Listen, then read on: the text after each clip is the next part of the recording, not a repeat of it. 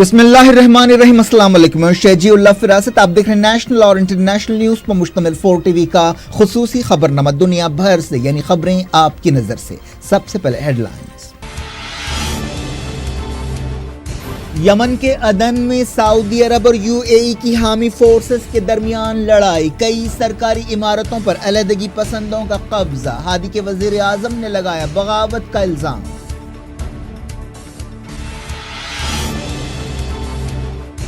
Russia के सूची शहर में सीरिया बहरान पर बातचीत। अपोजिशन और कुर्दों ने हिस्सा नहीं लिया।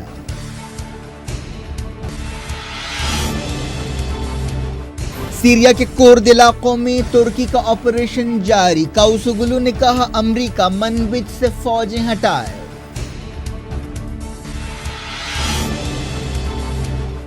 नेतन्याहू की मॉस्को में पुतिन से मुलाकात। रशियन सदर ने कहा ईरान के मामले में कोई मदद नहीं कर सकते।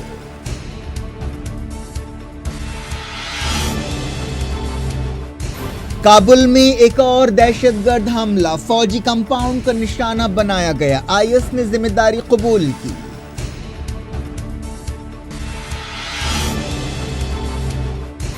पार्लियामेंट का बजट सेशन शुरू। सदर जमहूरिया को 3 तलाक बिल की जल्द मंजूरी की उम्मीद।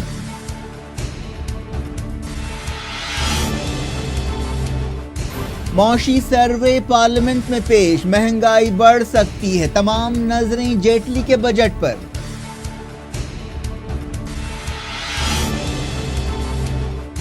गौरक्षा गुंडागर्दी को रोकने में नाकामी पर 3 रियासतों को सुप्रीम कोर्ट की नोटिस।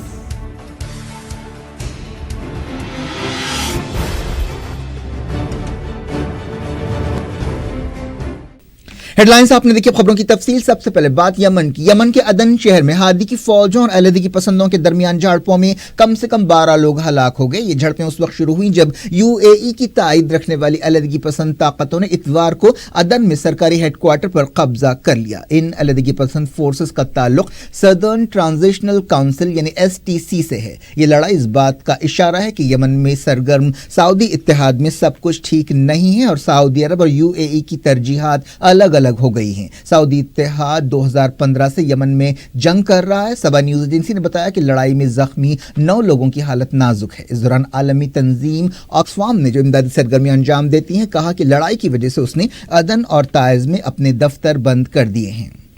अलहदगी पसंदों ने वजीर आजम अहमद बिन दगार को बरतरफ करने का मुतालबा किया था, जिसके बाद मुसलसल तनाव देखा जा रहा है। यूएई की ताईद रखने वाली काउंसिल ने हादी हुकूमत पर इल्जाम लगाया कि वो यमन के लोगों को भूखा रख रही है और मुल्क को कहत के दहाने पर ला रही है। अदन अब्दुर्रब्बू मंसूर हादी हुकूमत का गढ़ है। जब से 2014 में अल हूसियों ने दारुल हुकूमत सना पर कब्जा कर लिया, अदन ही हादी हुकूमत का मरकज बना हुआ है। हाल ही में यूएई की ताईद रखने वाले अलहदगी पसंदों ने वार्निंग दी थी कि वो 1 हफ्ते के अंदर अंदर हादी हुकूमत का तख्ता उलट देंगे।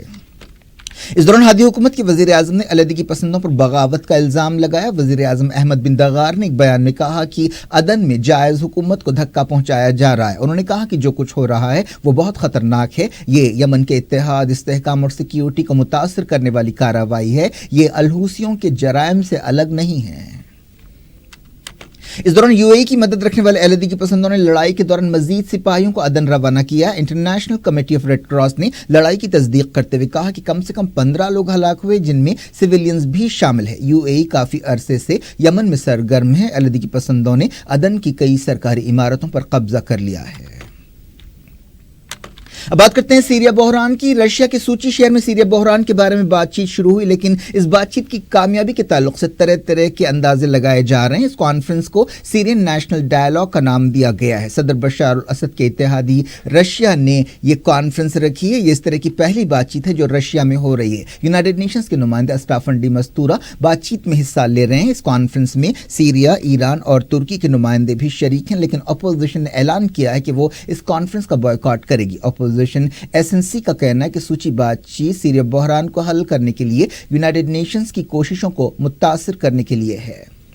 इस दौरान रशियन ओहदेदारों ने कहा कि सूची बातचीत में हिस्सा न लेने के बाद अपोजिशन ग्रुप्स के फैसले का कॉन्फ्रेंस पर ज्यादा असर नहीं पड़ेगा। क्रेमलिन के तर्जुमान डिमिट्री पेस्कोव ने मीडिया से बातचीत करते हुए कहा कि अपोजिशन का यह फैसला कोई संगीन धक्का नहीं है। सूची बातचीत रशिया, ईरान और तुर्की की कोशिशों से हो रही है। इससे पहले इन मुल्कों की कोशिशों से आस्ताना में बातचीत के बाज़ दौर हो चुके हैं।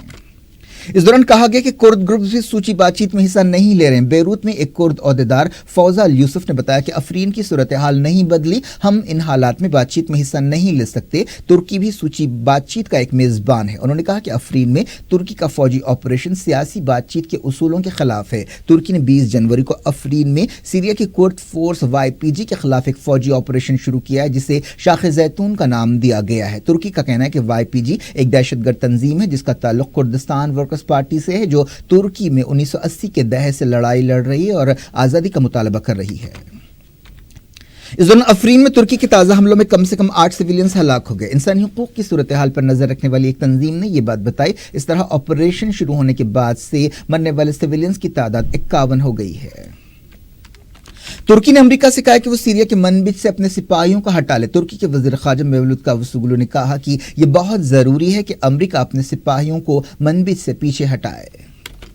तुर्की के सदर तैयब एर्दोगान ने यह बात दोहराई है कि वो मनबिज से दहशतगर्दों का सफाया कर देंगे। उन्होंने अपनी पार्टी के अरकान से खिताब करते हुए कहा कि अफरीन और मनबिज में दहशतगर्द दर्दनाक अंजाम से बचकर भाग नहीं सकते। इस दौरान एक रिपोर्ट में कहा गया कि तुर्की की बमबारी में अफरीन के तारीखी मकामात को नुकसान पहुंचा है। इन मकामात की तस्वीरें भी जारी की गई हैं।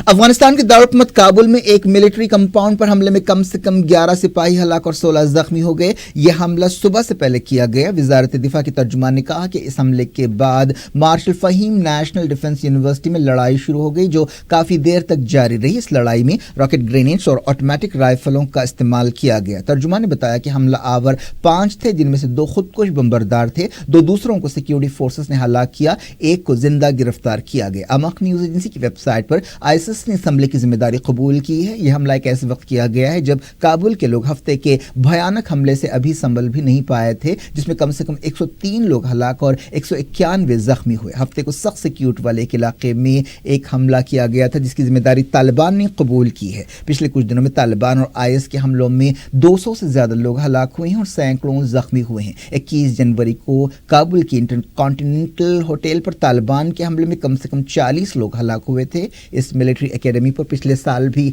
हमला किया गया था, जिसमें 15 लोग हलाक हुए थे। इसराइल के वज़ीर-ए-आज़म बेंजामिन नेतन्याहू रशिया के सदर व्लादिमीर पुतिन से मुलाकात के लिए मॉस्को पहुंचे। उन्होंने पुतिन के साथ सीरिया और ईरान के बारे में बातचीत की। इस बारे में और ज्यादा तफसीलात मालूम नहीं हो सकी कि इस मुलाकात में क्या बातचीत हुई। मॉस्को रवाना होने से पहले नेतन्याहू ने ईरान पर इल्जाम लगाया कि वो लेबनान को इसराइल के खिलाफ एक बड़ी मिसाइल साइट में तब्दील कर रहा है। नेतन्याहू ने यह बात एक ऐसे वक्त कही जब अमरीका ईरान के खिलाफ सिक्योरिटी काउंसिल के अरकान को मुत्तहिद करने की कोशिश कर रहा है। नेतन्याहू ने कहा कि वो पुतिन के साथ बातचीत में सीरिया में ईरान की फौजी मौजूदगी और वहां फौजी अड्डे कायम करने की कोशिशों का मसला उठाएंगे। इस्राएली वज़ीर-ए-आज़म ने कहा कि वो पुतिन से इसलिए मिल रहे हैं कि सीरिया में रशिया के सिपाहियों और इस्राएली फौज के दरमियान ताउन को यकीनी बनाया जा सके। रशिया की मीडिया में पुतिन के हवाले से यह बात दोहराई गई कि ईरान मिडिल ईस्ट में रशिया का एक अहम इत्तेहादी है। रशियन मीडिया के मुताबिक पुतिन ने सूची में कहा कि ईरान के मामले में मॉस्को इसराइल की मदद नहीं कर सकता। इस दौरान वाशिंगटन में सिक्योरिटी काउंसिल के बाद अरकान के नुमाइंदों की एक मीटिंग हुई, जिसमें अमेरिका की सफीर निकी हैली ने यमन से सऊदी अरब में फायर किए गए मिसाइल का मलबा दिखाया जो ईरान में बना है। ईरान ऐसे इल्जामात को पहले ही रद्द कर चुका है। फलस्तीनी अथॉरिटी के सदर महमूद अब्बास ने अफ्रीकी मुल्कों से कहा है कि वो इसराइल और फलस्तीनियों के दरमियान मसले के बारे में बातचीत करने वाले नए मैकेनिज्म में शामिल हो। उन्होंने ये बात एक ऐसे वक्त कही जब फलस्तीनी नहीं चाहते कि इसराइल और फलस्तीन के मामलात को हल करने में अमरीका का कोई रोल हो। महमूद अब्बास ने इथियोपिया के दारुल हुकूमत अदीस अबाबा में अफ्रीकी यूनियन की एक मीटिंग से खिताब करते हुए ये बात कही। फलस्तीनियों का इल्जाम है कि अमरीका इसराइल के हक में जानिबदार है। اسرائیل کی حکومت نے دنیا بھر میں انٹرنیٹ پر نظر رکھنے کے ایک منصوبے پر کام شروع کیا ہے۔ اس پروگرام کے تحت اس بات پر نظر رکھی جائے گی کہ کون دنیا میں کہیں بھی یہودیوں یا اسرائیل کے خلاف تبصرے کر رہا ہے۔ اس منصوبے پر 3 دن پہلے عمل شروع ہوا، جس میں فیس بک اور ٹویٹر وغیرہ پر نظر رکھی جائے گی۔ خاص طور پر انگلش، عربی، فرینچ اور جرمن زبانوں کے پوسٹوں پر نظر رکھی جائے گی۔ اس کے علاوہ دوسری زبانوں کے پوسٹوں پر نظر رکھنے کا کام بھی جلد شروع کیا جائے گا۔ اسرائیل کے ایک وزیر کے حوالے سے کہا گیا کہ یہودیوں کے خلاف خیالات یا اینٹی سیمیٹزم کے جذبات ابھی پوری طرح سے ختم نہیں ہوئے ہیں۔ دنیا بھر سے وقت ہو گیا چھوٹے سے بریک کا۔ بریک کے بعد کچھ اور خبروں کے ساتھ آپ کی خدمت میں دوبارہ حاضر ہوں گے۔ امید ہے بریک کے اس پار بھی ہمارا آپ کا ساتھ بنا رہے گا۔ جارت انٹرنیشنل نیوز کے سلسلے کو سعودی عرب کے بزنس مین پرنس الولید بن طلال کی بیٹی نے ٹویٹر پر ان کی تصویر جاری کی ہے اور ان کی رہائی پر خوشی کا اظہار کیا ہے۔ خاندان کے کسی رکن کی طرف سے یہ اس طرح کا پہلا رد عمل ہے۔ ریم بنت الولید نے ٹویٹر پر کہا کہ آپ نے دنیا روشن کر دی، آپ میری دنیا ہے۔ انہوں نے اپنے والد کی تصویر کے ساتھ یہ بات کہی۔ سعودی عرب کے وارن بفٹ کہے جانے والے پرنس الولید ان 300 سے زیادہ اہم شخصیتوں میں سب سے زیادہ ہائی پروفائل سمجھے جا رہے تھے جنہیں کرپشن کے خلاف کریک ڈاؤن کے بعد گرفتار کیا گیا۔ ان میں سے زیادہ تر کو ریاض کی ایک لگژری ہوٹل میں رکھا گیا تھا۔ 3 مہینے حراست میں رکھنے کے بعد انہیں ہفتے کے دن رہا کیا گیا۔ پتہ چلا کہ سعودی حکومت کے ساتھ ان کی ایک ڈیل ہوئی ہے جس کے بعد انہیں رہا کیا گیا، لیکن یہ معلوم نہیں ہو سکا کہ پرنس الولید کو رہائی کی کیا قیمت چکانی پڑی۔ دوسرے کئی شہزادوں اور اہم شخصیتوں کو بھی ایسی ہی مالی ڈیلنگز کے بعد رہا کیا گیا۔ فوربس میگزین نے پرنس الولید کو دنیا کے امیر لوگوں کی لسٹ میں شامل کیا ہے اور ان کی دولت کا اندازہ $18.7 بلین ہے۔ میکسیکو میں فائرنگ کے ایک واقعے میں کم سے کم 9 لوگ ہلاک ہو گئے۔ کچھ لوگ ایک گھر میں ٹیلی ویژن پر فٹ بال میچ دیکھ رہے تھے جب حملہ آور ان کے گھر میں گھس آئے۔ انہوں نے عورتوں کو باتھ روم میں بند کیا اور مردوں پر فائرنگ کر دی۔ یہ واقعہ نیو ویلون ریاست میں پیش آیا۔ اس بارے میں اور تفصیلات کا انتظار ہے۔ اب وقت ہو گیا کچھ اپنے ملک کی خبروں کا۔ اتر پردیش کے کاس گنج میں جہاں فرقے وارانہ جھڑپوں کے واقعات پیش آئے ہیں، آدتیہ ناتھ حکومت نے superintendent of police Sunil Kumar Singh کا تبادلہ کر دیا ہے۔ پیوش سریواستو کو کاس گنج کا نیا ایس پی مقرر کیا گیا ہے۔ پچھلے ہفتے کاس گنج میں فرقے وارانہ گڑبڑ کے واقعات پیش آئے تھے جس کے دوران کئی گاڑیوں کو آگ لگا دی گئی تھی اور ان جھڑپوں میں ایک نوجوان ہلاک ہوا تھا۔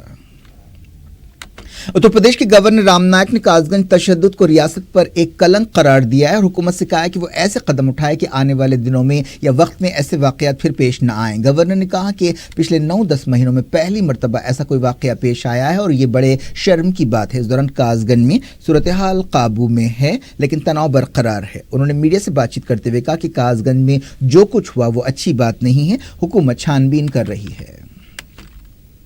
اس دوران اتر پردیش کی حکومت کے ترجمان اور سینئر وزیر سدھارتھ ناتھ سنگھ نے کہا کہ صورتحال اب معمول پر لوٹ رہی ہے جو ایک اچھی علامت ہے۔ گڑبڑ کے واقعات کے سلسلے میں 112 لوگوں کو گرفتار کیا گیا، اب بھی سخت چوکسی برتی جا رہی ہے۔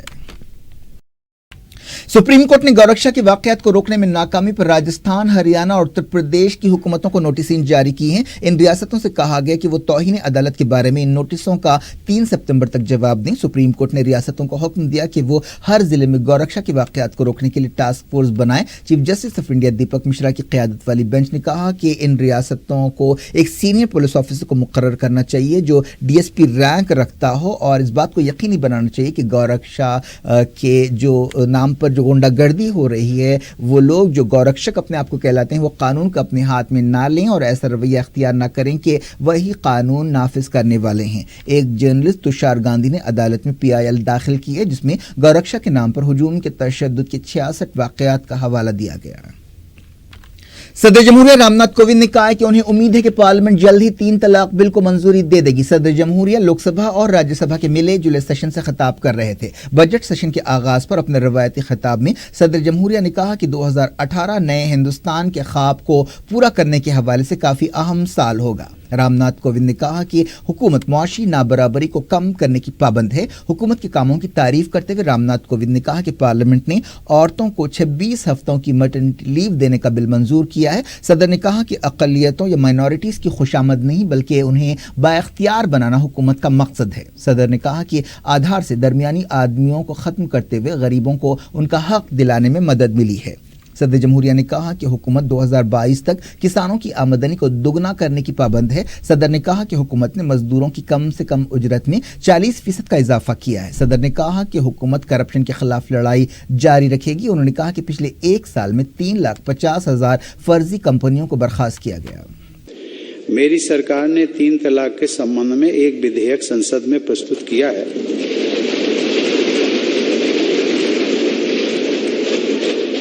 मैं आशा करता हूं कि संसद शीघ्र ही इसे कानूनी रूप देगी। 3 तलाक पर कानून बनने के बाद मुस्लिम बहन बेटियां भी आत्मसम्मान के साथ भय मुक्त जीवन जी सकेंगे। बेटियों के साथ भेदभाव खत्म करने के लिए मेरी सरकार ने बेटी बचाओ बेटी पढ़ाओ योजना शुरू की थी। इस योजना के सकारात्मक परिणाम को देखते हुए अब इसका दायरा 161 जिलों से बढ़ाकर 640 जिलों तक कर दिया गया है। मेरी सरकार ने मैटरनिटी बेनिफिट एक्ट में बदलाव करके एक बड़ा कदम उठाया है। महिलाओं को 12 सप्ताह के स्थान पर वेतन सहित 26 सप्ताह की छुट्टी देने का प्रावधान किया गया है। अब कामकाजी महिलाओं को अपने नवजात शिशुओं के जीवन के सबसे नाजुक शुरुआती दिनों में उनकी देखभाल के लिए अधिक समय मिला करेगा। माननीय सदस्यगण, गरीबों की पीड़ा महसूस करने वाली मेरी सरकार की योजनाओं से देश में आर्थिक लोकतंत्र और भी सशक्त हो रहा है। हम अब देश के बैंकिंग सिस्टम और गरीब के बीच की खाई को पूरी तरह खत्म करने की ओर बढ़ रहे हैं। 2018 के लिए मौशी सर्वे पेश कर दिया गया, जिसमें कहा गया कि हिंदुस्तान दुनिया की सबसे बेहतरीन मईशत बनने की सलाहियत रखता है। मौशी सर्वे बजट से पहले पेश किया जाता है। मौशी सर्वे में कहा गया कि 2018-19 में हिंदुस्तान की मजमूई घरेलू पैदावार या जीडीपी 7 से 7.5% रहेगी, जो पिछले साल के 6.7% से काफी ज्यादा है। सर्वे में कहा गया कि अहम मौशी इस्लाहात या रिफॉर्म्स की वजह से ये तरक्की मुमकिन हो सकेगी। मौशी सर्वे में महंगाई बढ़ने का अंदेशा जाहिर किया गया। इस दौरान chief economic adviser Arvind Subramanian ने कहा कि नोटबंदी और जीएसटी का उबूरी असर खत्म होने लगा है। उन्होंने कहा कि मईशत की समत बहुत अच्छी है और बड़ी तेजी से मईशत तरक्की कर रही है। इस दौरान तमाम लोगों की नजरें 2018 के बजट पर टिकी हुई हैं, जो मरकजी वजीर फाइनेंस अरुण जेटली 1 फरवरी को पेश करने वाले हैं। हाल ही में वजीर आजम नरेंद्र मोदी ने इशारा दिया था कि बजट शोहरत पसंद नहीं होगा। इसका यह मतलब है कि हुकूमत कोई सख्त कदम उठा सकती है। इस बारे में तरह तरह की कयास आराइयां की जा रही हैं कि बजट में बास टैक्सेस बढ़ाए जाएंगे। वज़ीर आज़म नरेंद्र मोदी ने सियासी जमातों से अपील की है कि वो 3 तलाक बिल की मंजूरी में मदद करें। उन्होंने कहा कि इस बिल से मुस्लिम औरतें बाइख्तियार होंगी। बजट सेशन शुरू होने से पहले पार्लियामेंट के बाहर मीडिया से बातचीत करते हुए उन्होंने ये बातें कही। क्या कुछ हो रहा है आपकी दुनिया में? आखिर में हेडलाइंस दुनिया भर से एक बार फिर देखते हैं। यमन के अदन में सऊदी अरब और यूएई की हामी फोर्सेस के दरमियान लड़ाई। कई सरकारी इमारतों पर अलहदगी पसंदों का कब्जा। हादी के वजीर आजम ने लगाया बगावत का इल्जाम।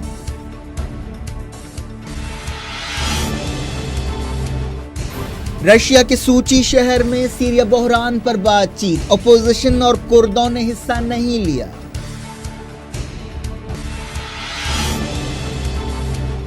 सीरिया के कुर्द इलाकों में तुर्की का ऑपरेशन जारी। काउसुगलू ने कहा अमेरिका मनबिज से फौजें हटाए।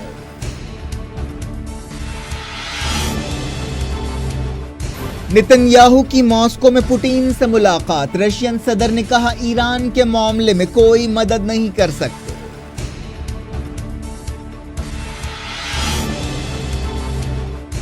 काबुल में एक और दहशतगर्द हमला। फौजी कंपाउंड का निशाना बनाया गया। आईएस ने जिम्मेदारी कबूल की।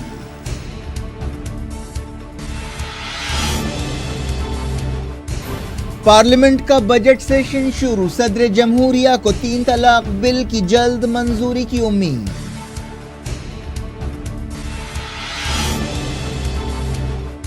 मौशी सर्वे पार्लियामेंट में पेश। महंगाई बढ़ सकती है, तमाम नजरें जेटली के बजट पर।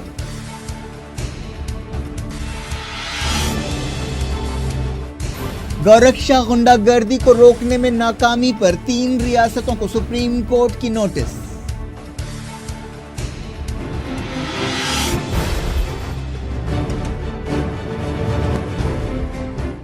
ये थी आज की खबरें। शजीउल फरासत को दें इजाजत और अपना बेहद ख्याल रखें। अल्लाह हाफिज।